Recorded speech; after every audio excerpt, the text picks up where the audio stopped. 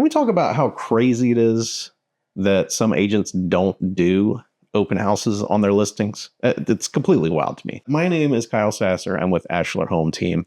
And if you ever run across an agent that brags about not doing open houses or not having to do open houses, just know that they're basically losing out on a large swath of knowledge about the market, as well as leverage to try to get better offers for your listing. That is 100% why I always do an open house on a listing. Now, there can be exceptions to this. If the house has suffered significant fire damage or the police have sent, the police tank through the front door, you don't have to do an open house because you're not looking to get retail buyers. The main benefit of an open house, at least with the way I do it, is it gives me in-depth information about what the market thinks about my house. That's the primary thing. Secondary is whatever buyer is interested in buying that house will probably come to the open house and will hopefully see that there is other people interested in this house and subsequently will be willing to offer more money on your house. That is the benefit to you. I kind of like to break it down like this. Whenever I sell my house, do I host an open house there? Yes, absolutely. And it's not just to try to get people's names and make a connection with other buyers in the market so that maybe I could sell them that house or something else.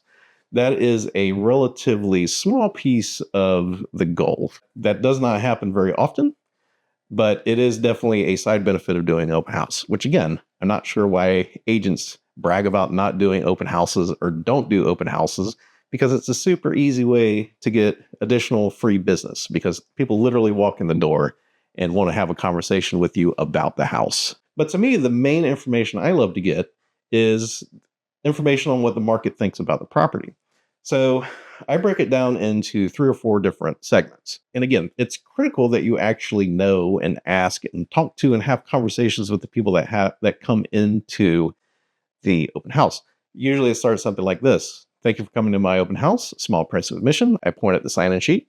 And then as they're doing that, I say, I'll give you a little spiel once we're done, but I just was curious how you found me today. The answer to their question tells me a lot about what the market thinks about this house and this price. When you hold an open house, you will typically have 3 or 4 different people that come into the open house. The first is nosy neighbors. Nothing wrong with nosy neighbors. Everyone's a little curious about how other houses next to them are. And usually nosy neighbors are extremely low intent, but you'd be welcoming to them anyway, because maybe they know somebody that, loves their house and has always loved the neighborhood and wants to move in close. But overall, pretty low intent so far as buying the house goes. At low buyer intent is what I call it. Next up is whenever you do an open house, it's important to put signs out. Now, the number of people that will drive by an open house sign and go in that open house is very low. You will usually, for like a 2 or 3 hour open house, you will maybe have 2 or 3 people come in off of a sign call. They're also extremely low intent because they usually don't have any idea what the house is, what the size of the house is, what the price is. And sometimes they're looking to purchase a house soon. Sometimes they just like looking at houses. And both of those are okay because you do usually get feedback from them. One thing I do is everybody leaving the open house, I will usually ask them what they thought of the house, if they had any concerns or questions, trying to get conversations. The next level of intent is people that saw the house on Zillow, Realtor.com, Trulia, Redfin, somewhere online and came in. These are medium intent buyers. What that means is they saw the house, they looked through all the photos, they read the description, they like the size, they like what they saw in the photos, and they like the price enough to spend time on the weekend to come in and look at this house.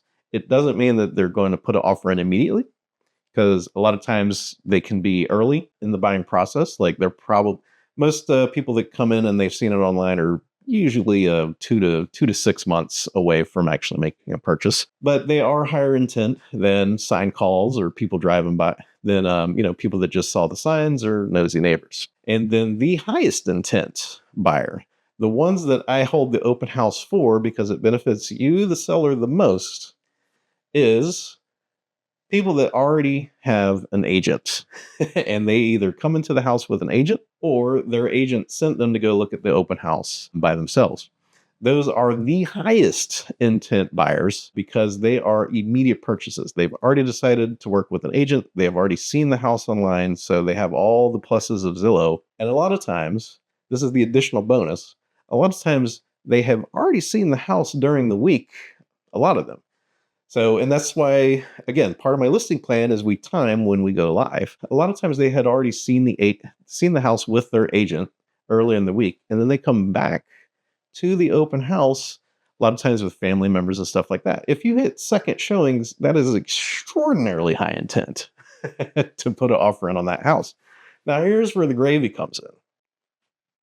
The gravy comes in because whenever that buyer that already has an agent seen the buyer that has already seen the house during the week, they come into the open house.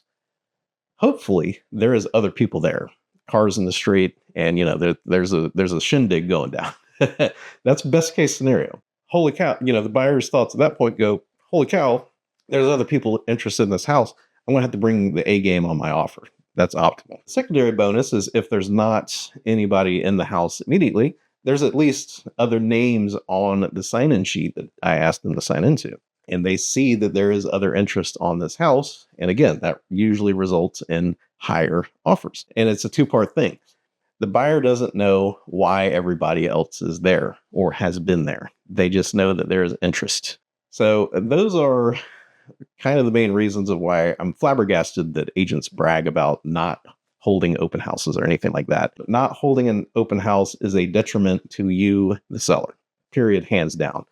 Whenever I'm selling one of my houses, I 100% hold an open house because it is additional pressure that we can put on the market to make a decision. And that's a good thing so far as selling a house goes. So if you have any questions about open houses or getting a house ready for sale, if you would like to take next steps, there is a contact link for me down below.